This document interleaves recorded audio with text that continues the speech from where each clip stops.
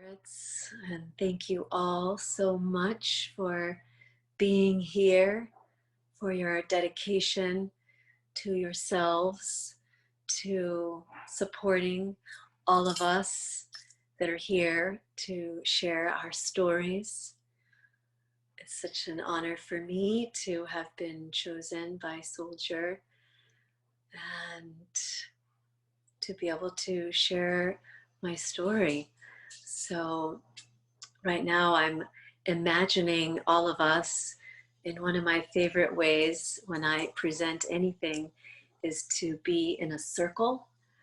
And so I'm just imagining all of us in a circle together, wherever you are, maskless, showing your authentic selves and your light and your love, and sharing our energy with each other in these auspicious times. I'd also love to call in the energy and the light codes and all of the galactic stardust and energy that's literally pouring down on us at this moment from the Lion's Gate. It's such a wonderful moment to connect with that galactic power, the infinite potential of the universe to transform not only ourselves but our world. So thank you. I'd love to begin the way I begin almost everything is you can take your hands and intertwine them and have your middle fingers straight up. We call this raising bodhicitta in Buddhism. And it's just a simple hand mudra to whisper a prayer inside that this time together may be of benefit to all beings. So just whispering your own prayer inside.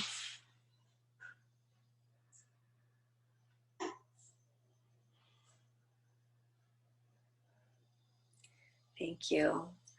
And so before I begin my story of how I survived and am still surviving the suicide of my oldest son, Shane, I want to start the way I start my day every day.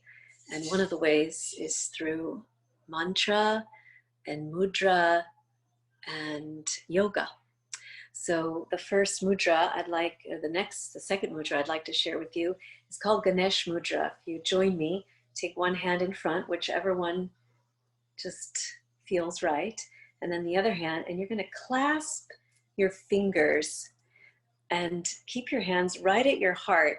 You're actually going to pull them apart a little bit with some actual force.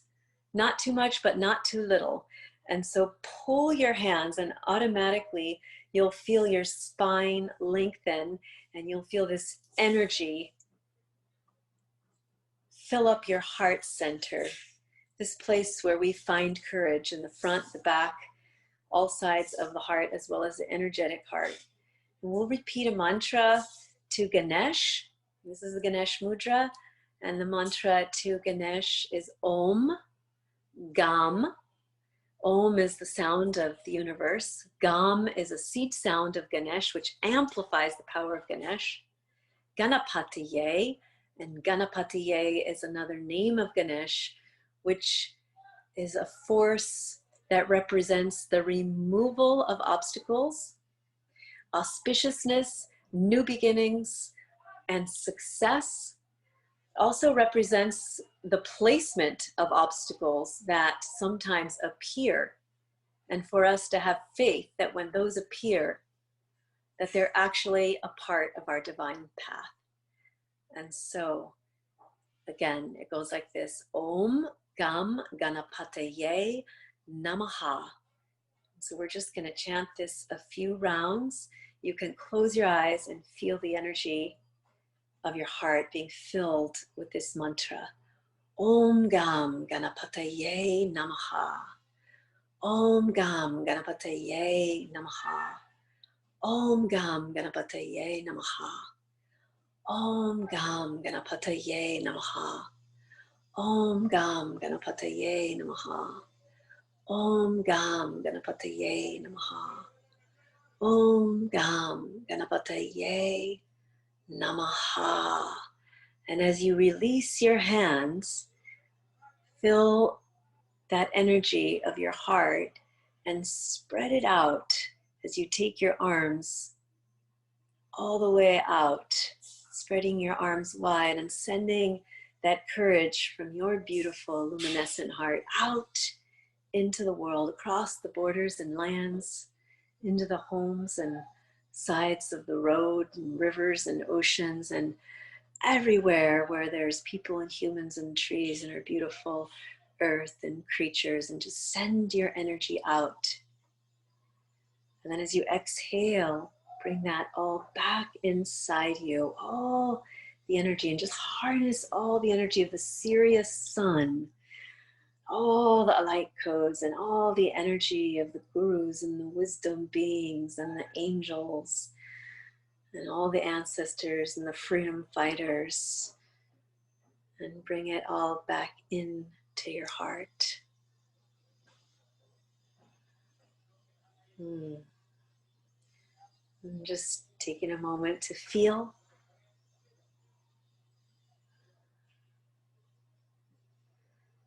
And I want you to know that it's me talking to you here as Monica Mesa Dasi. And I'm also channeling my son Shane. He's with me here and guiding me with what he wants me to say and share with you today. And so the next thing I would love to share with you is a pranayama, or a breath practice. It's one of my favorites. It's very simple. It's a little bit strange, but it's called Brahmary, pranayama, the bee's breath. And what I love about it is it has this effect of soothing the mind and filling your mind with this quality of peace and ease and contentment, santosha, and whatever the state of mind may be, whether it's stress, sadness, depression, anger, anxiety. It has this effect of just filling your brain and your mind with this soothing energy. So here's how it works. I'm going to do it once, but do this hand part with me together, and then we'll do it all together. Your thumbs are going to go and close your ear flaps. Your forefingers are going to go right at your brow bone. You're going to feel your brow bone. Your middle fingers just graze lightly your nose. Your ring fingers slightly graze the top of your lip, and your pinky fingers just float. So again, I'm going to show you once and then we'll do it together. From there, you're going to draw your chin inwards with your spine long. It's called Jaladhara Bandha. Lifting Muladhara Bandha. Your pelvic floor rises. You're going to take the tip of your tongue to the tooth and gum line. And then we're going to inhale and exhale this sound of the bee. It's like, hmm. So I'm going to do it once and then we'll do it together. Inhaling.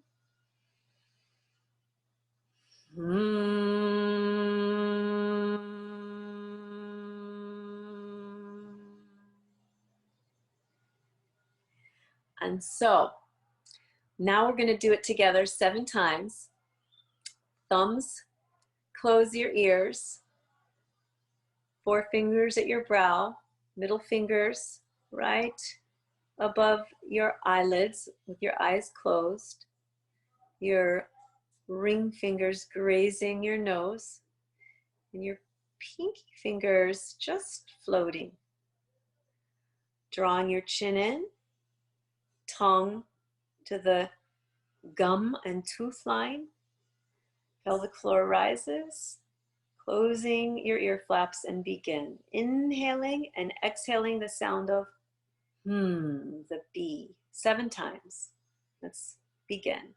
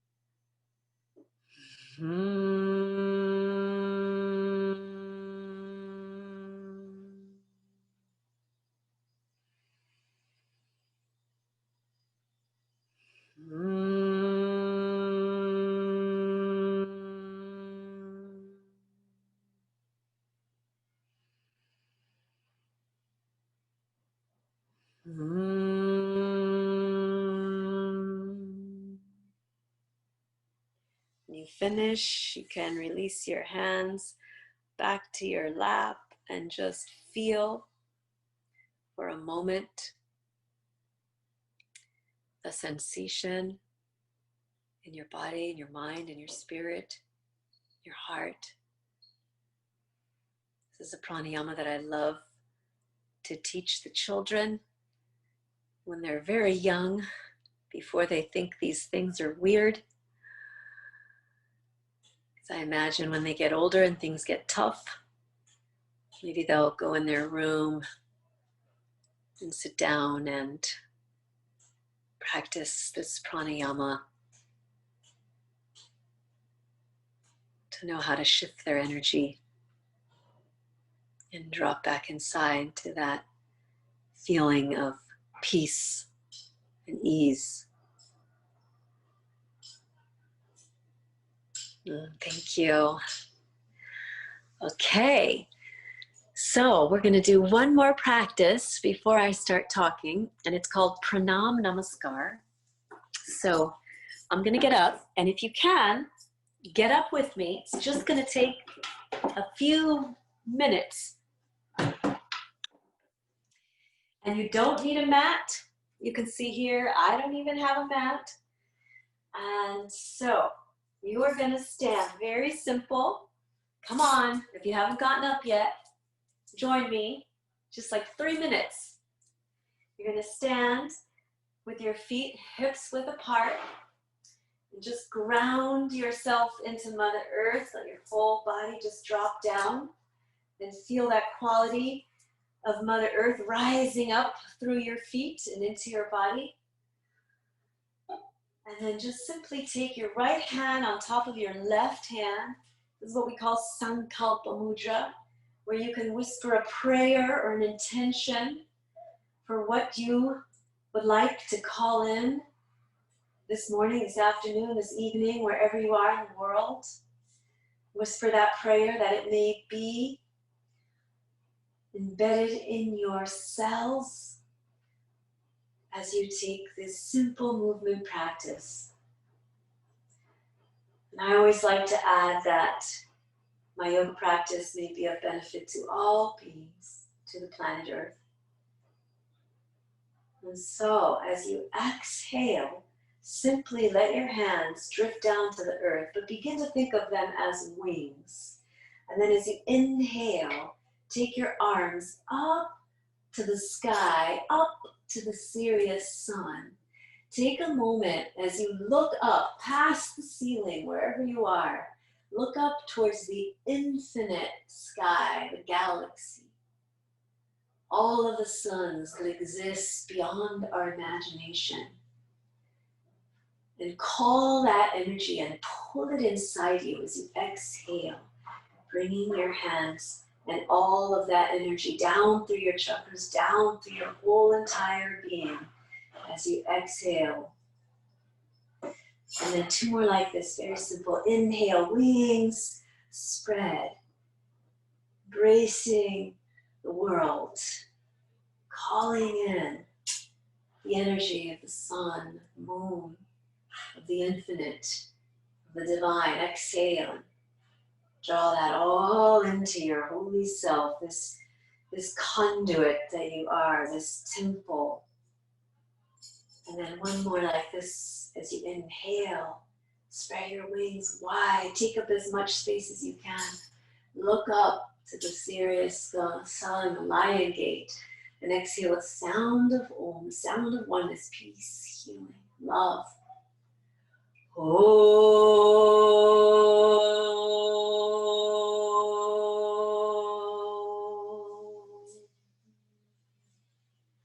And then from here, let your hands go back to your tailbone, providing a little traction for your tailbone so that you can gently arc back, nice and easy. Feel your heart opening to the sun, to the new day, to infinite possibilities. And as you exhale, let your hands drift down the backs of your legs, giving them love, pouring down all the way. You can bend your knees if you need to and hang down for a moment. Let any fears, doubts, worries, any thoughts just pour out of your head. And then just slide your way forward. And take your knees down and come all the way down to the earth. Take your hands in front of you, creating like this triangle shape in front of your head. And then exhale, come all the way down to the earth. And here, just allow yourself to surrender. You can wag your tail a little bit. You can shift your hips back and forth. Just take this moment to absorb all of the earth energy, the crystalline energy, the rivers, the lakes, the emeralds and rubies that live underneath you. Take it all in, let it fill you up. And then give your energy, your love, your own unique holy gifts back to the earth. Feel yourself merging, becoming one with the earth because you are. There's this great Mayan teaching I love. And it goes like this. The earth and I are one. The earth and my mind is one. Gather the strength from Mother Earth and slowly begin to rise, either in a nice and easy cobra, or you can stand on your hands and slowly rise in an upward facing dog, Urdhva Mukha Svanasana, feeling your holy strength, opening your heart once again. And then either with knees down or pulling back from your belly, coming down into Adho Mukha Svanasana, downward facing dog. You can move like a wave, you can bend your knees, you can stay static. Just feeling your holy spine. Very original movements, whatever you feel like doing. And then as you ground your heels downwards, begin to walk your hands back to your feet. Look at your feet, touch them, bend your knees however you need to, bless them. Those are the feet of the beloved, the divine that you are. And then as you slowly rise back up, take your hands up the fronts of your legs, and then catch the energy, feel your wings spread back up, and inhale your arms back up to the infinite. Feel that stardust pour down, back, inside you. As you bring your hands back to your beautiful heart.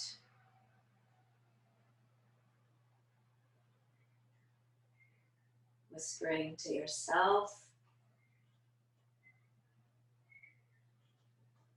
I am love, love, I love. Any affirmations you'd like to give yourself. And then you can take your palms to your heart and slowly come back to your spot.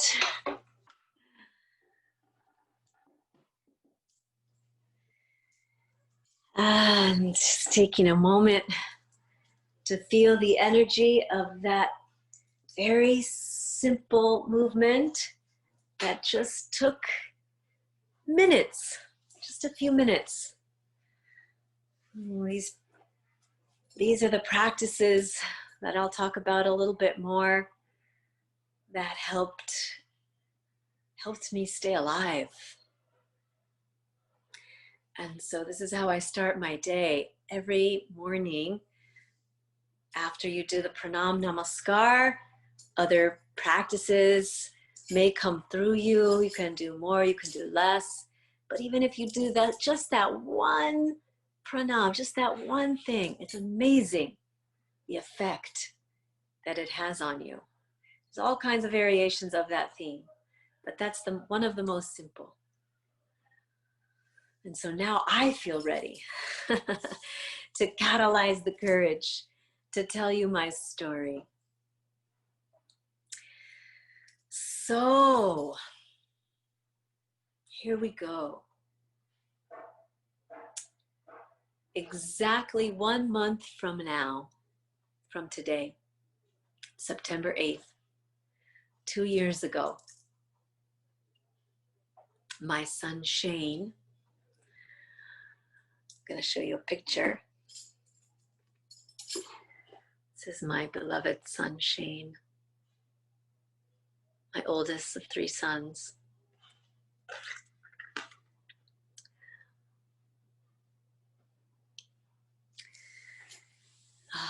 His soul went from the 3rd dimension to the next dimension.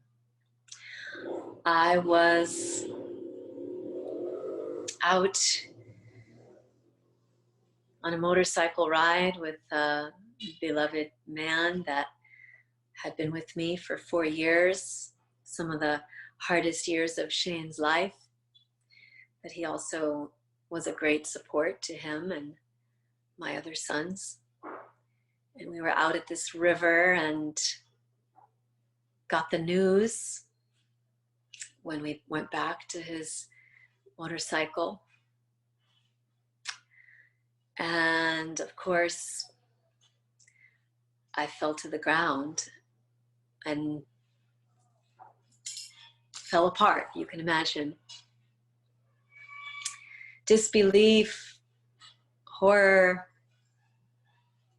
unspeakable emotions took over. But gratefully, I was with this man, this beloved man, and he got me back on the back of the bike and drove me back to our community, which is Crested Butte, Colorado. And I remember holding on as he was driving probably, I don't know, 120 miles an hour. We had about an hour and a half drive. Maybe it took an hour at that speed. But I remember just wanting to let go, because I knew at that speed, if I let go, I would also be gone.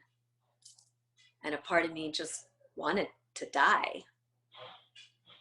There's griefs, there's so many different kinds of grief, and they're all difficult.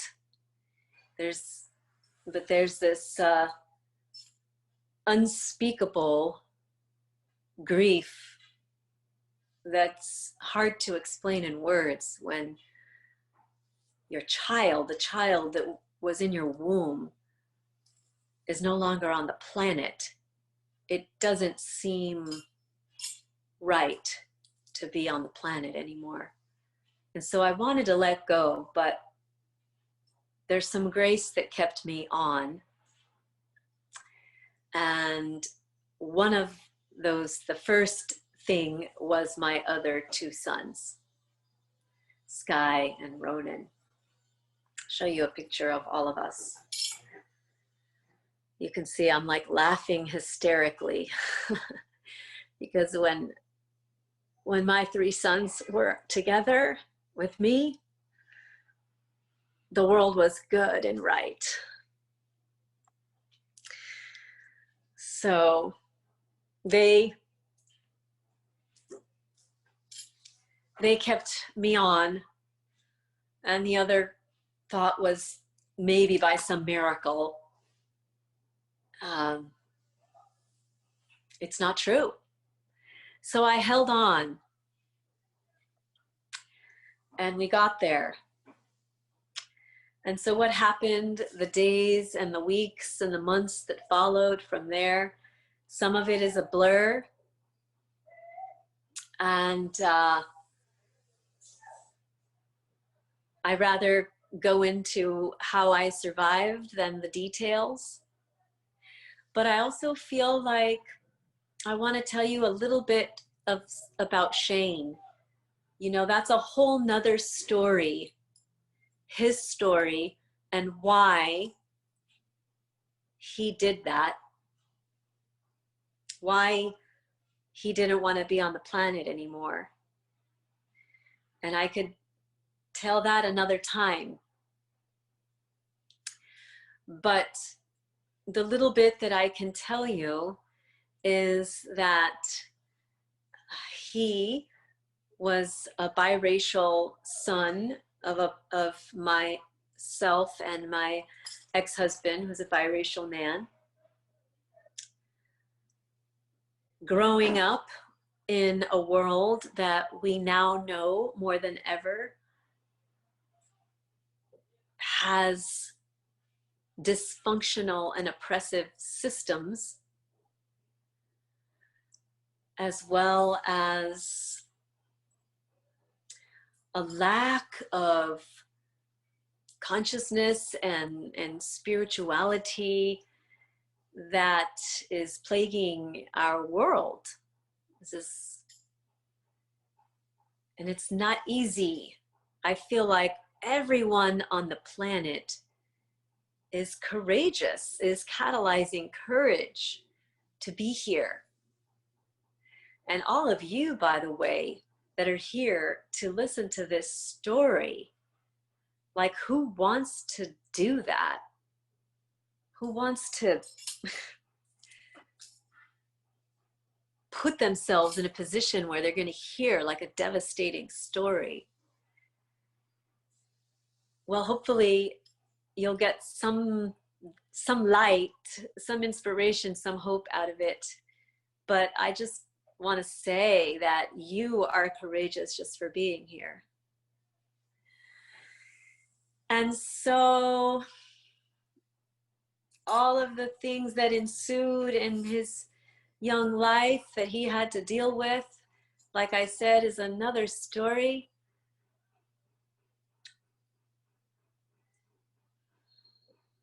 And just sometimes we'll pause to see if there's anything else that he wants me to say.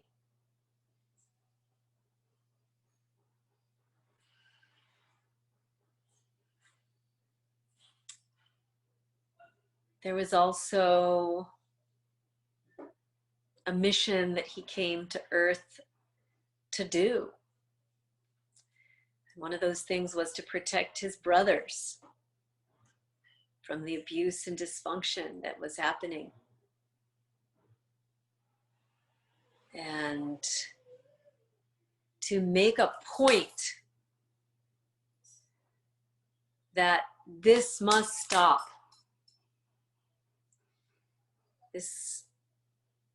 This must stop, this dysfunction, this oppression.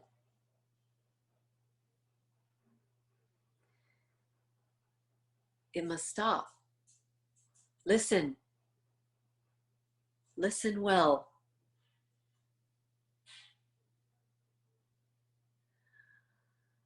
And somehow, I believe he also wanted us to realize the sacredness of our life, of the light that we are, to shine and to serve your gifts. And as the Buddha's last words were, Apo, Dipo, Bhavan, be a light, be your highest self, make an impact. And I know one of his messages for me was to catalyze my courage to be my highest self.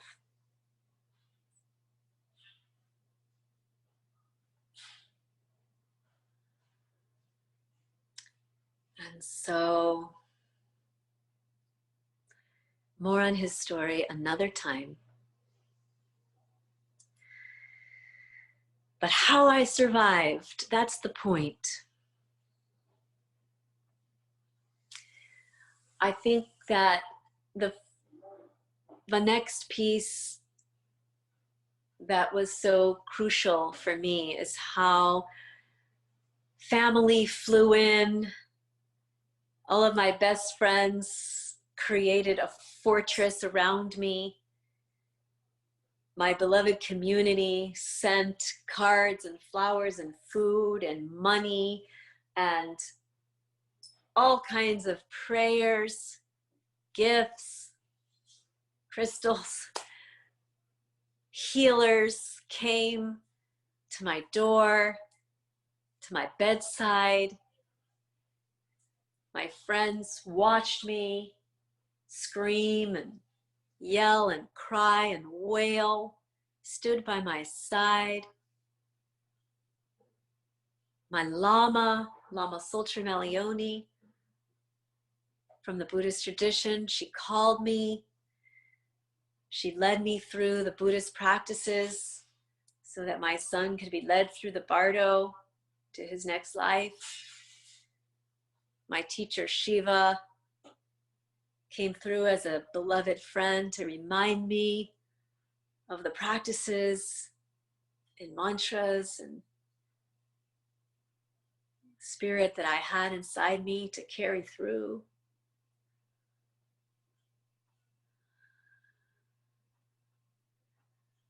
And so that very practical aspect of people flocking around me to keep me standing. My mother came and lived with me for the whole next year.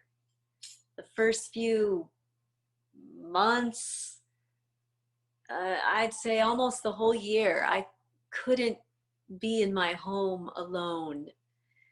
My little straw bale home that Shane actually helped build. And there was a part of me that didn't feel like I could be alone there, so she was always there. And so then there was a magical thing that happened that to this day, I'm so surprised about, is that my practice happened. My practice came through me the day after.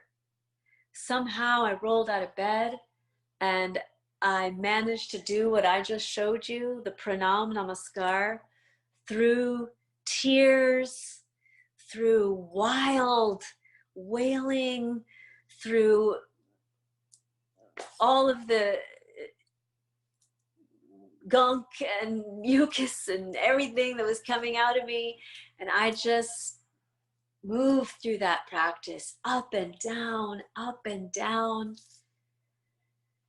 filling myself up with the earth energy, the divine energy. I didn't know what I was doing. It took me over.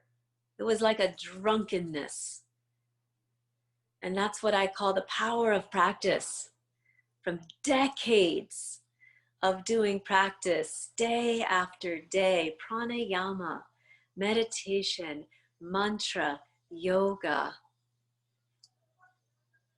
without thinking, it came through me and pulled me through. You know, yoga means uniting with the divine. And all of these things we do, all of these asanas, all this stuff that we do, the point is, through all of that, to feel that oneness, that this is the temple of the divine. And that came through me without asking, without trying. It just happened. And even though at first I was so angry at God and my gurus, like, how could you do this? I prayed to you. I begged you to help Shane. I asked you to take my life, not his. How could you do this to me? Over time, the faith that I was born with. I was born to mystic Catholics. And the practices of Buddhism and yoga found me. Somehow it came through for me. It all came through. And so I just want to tell you a few more things. We have Shakti coming on, and she has wonderful things to share with you as well.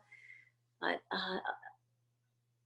another amazing gift for me that helped me through was I've been a student of Joe Dispenza and Abraham Hicks and the attraction-based consciousness movement and Reverend Michael Beckwith, and these practices of harnessing the power of your mind. And I would literally, when I couldn't get out of bed, I would just like reach for my phone and play the videos and the recordings of Abraham Hicks, of Joe Dispenza, of Thich Nhat Hanh, of Buddhist teachers, of mantras, harnessing Tara's power, Tara's energy, the Dakinis, all the practices. I just kind of called that in and remembered that the power of my mind could get me through this.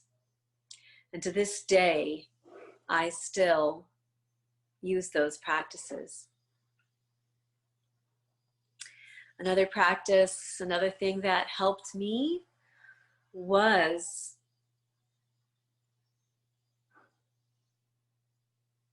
connecting with my inner senses. And this is something that if you practice yoga or spiritual practices, you have that. You have the ability to connect with more than what you see here. These practices open us to the other senses, right?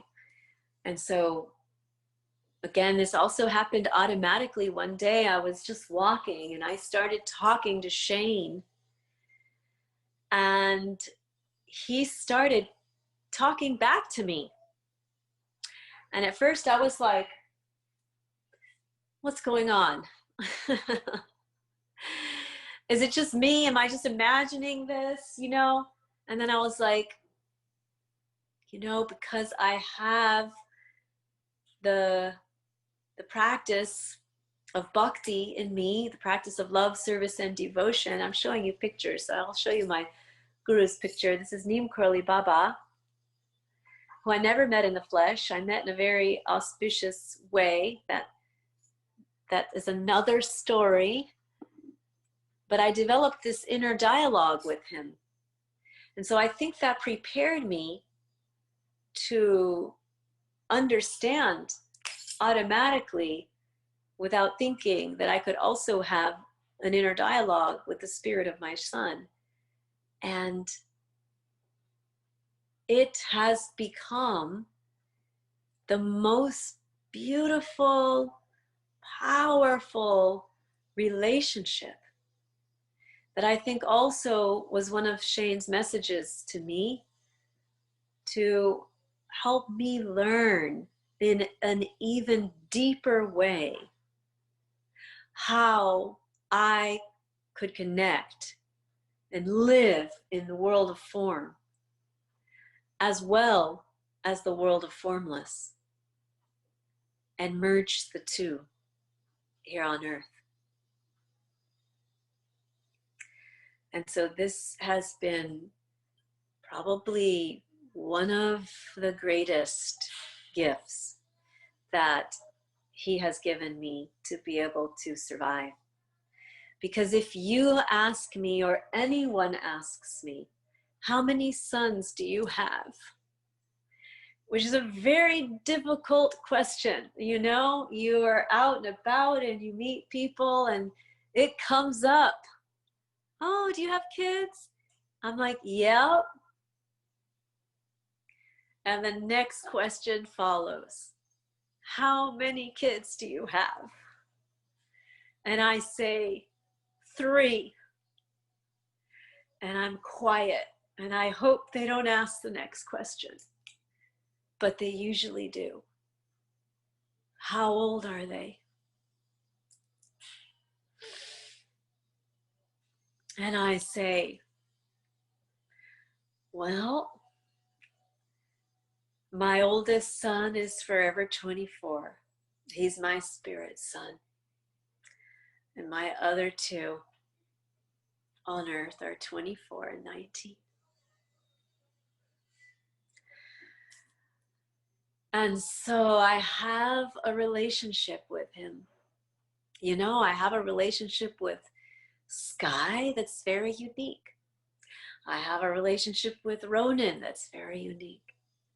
And I have a relationship with Shane that's very unique.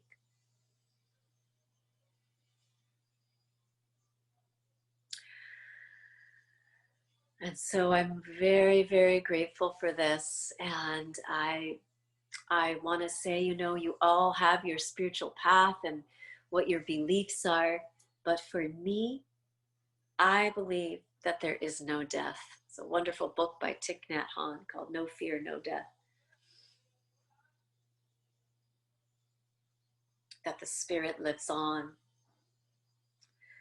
And so my son Shane is alive. His spirit is alive. His soul is alive. And maybe it can bring you peace that when you experience grief, or maybe you already have, it's something that we will all share. We will all experience grief in our life. Maybe explore that. That the spirit never dies, the soul never dies. And we can connect if we choose with our departed ones, the ones who have left this earth plane.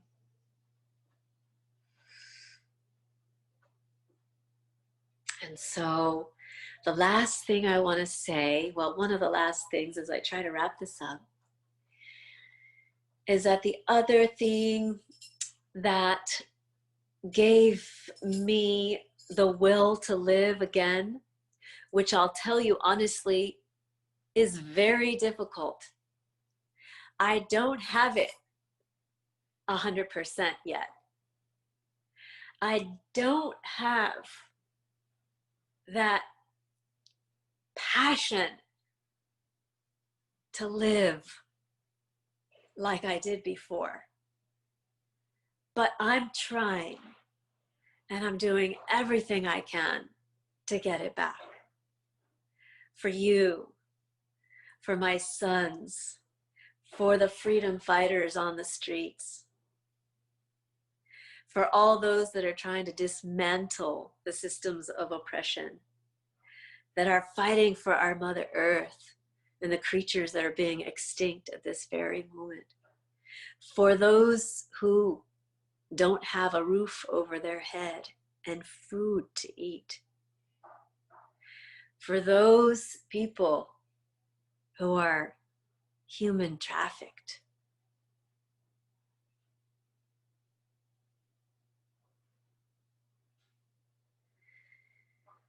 I'm finding the will to live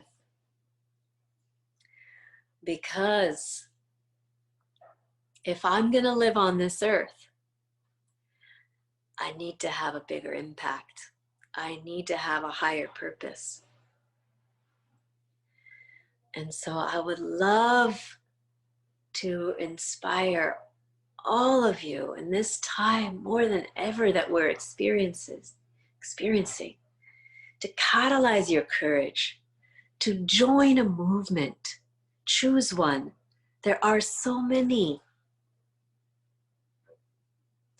This world must change for our children, for the next 7 generations, for the little creatures. If I open this door here in Costa Rica, you would hear the monkeys and the birds. For the turtles that I see when I'm surfing in the ocean and the dolphins.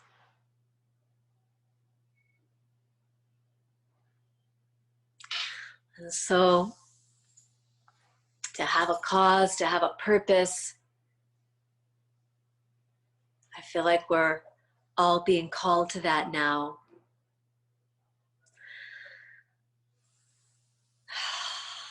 Lastly, I'm going to finish with how I end all of my teacher trainings and circles and retreats, and anytime I teach with this affirmation. I just made a post about it the other day, and it's an affirmation that I want you to join me in now, and I would love for you to teach the children, your friends, your family, anyone you can get your hands on. It's very simple.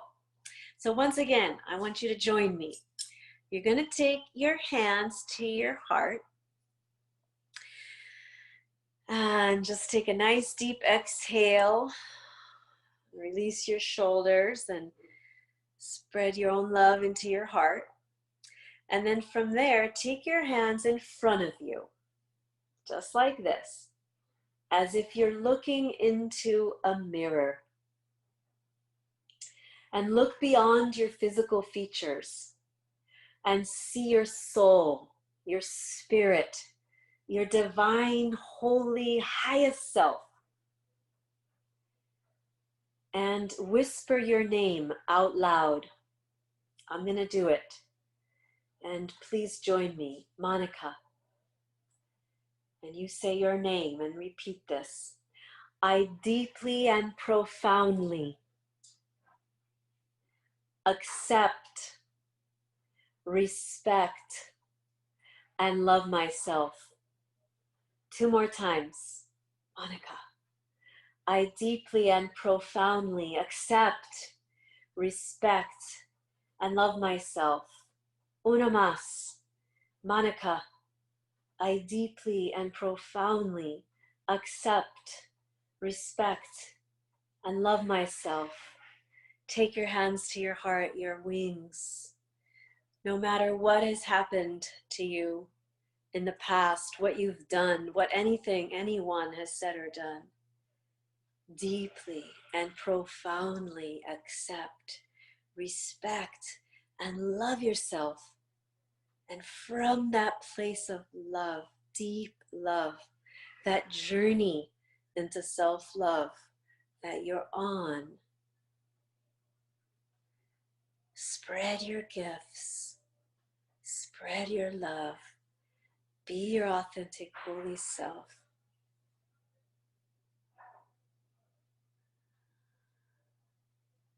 And you will be a guidepost, a way shower, a light being, an earth angel for all those blessed to be in your wingspan.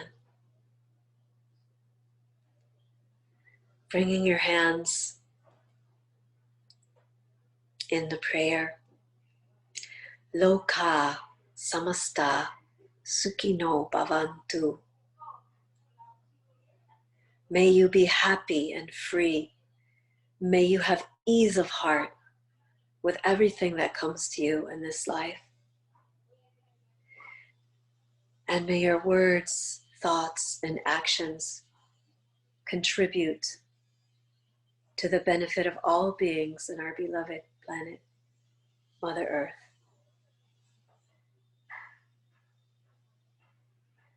Namaste. I bow to the light in you. When your light and my light are shining, we are one, and we will change this world. I love you. Bless you. Apo, Dipo, Bhavam. Be a light, my friends. Namaste.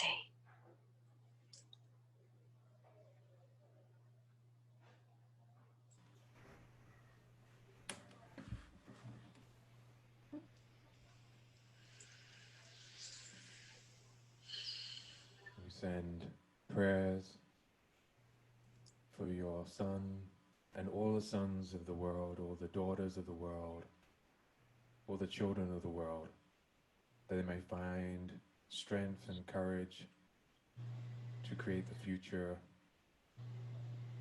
for their world and that we do all that we can as adults to support them. Thank you for sharing, Monica. So touching, so courageous. I was going to transition from Monica to Shakti with a Durga chant, and from your sharing and your connection with Buddhist understandings and practice, I'd like to offer this Buddhist mantra, the medicine mantra for the healing of all our pains. Teyata Om Bekanse Maha Bekanse Ranza Samungate Soha. And then we'll move on to Shakti. So if you still have your hands on your heart,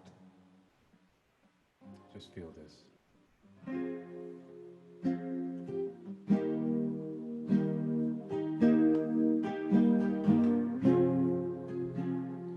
Teyata Om Bekanse Bekanse Maha Bekanse Ranza Samun Gate Soha. Teyata Om Bekanse Bekanse Maha Bekanse Ranza Samun Gate Soha. Teyata Om Bekanse Bekanse Maha Bekanse Ranza Samgate Soha. Teyata Om Bekanse Bekanse Maha Bekanse Ranza Samgate Soha. Teyata Om Bekanse Bekanse Meka Bekanse Ranza Samgati Soha. Teyata Om Bekanse Bekanse Maha Bekanse Ranza Samgati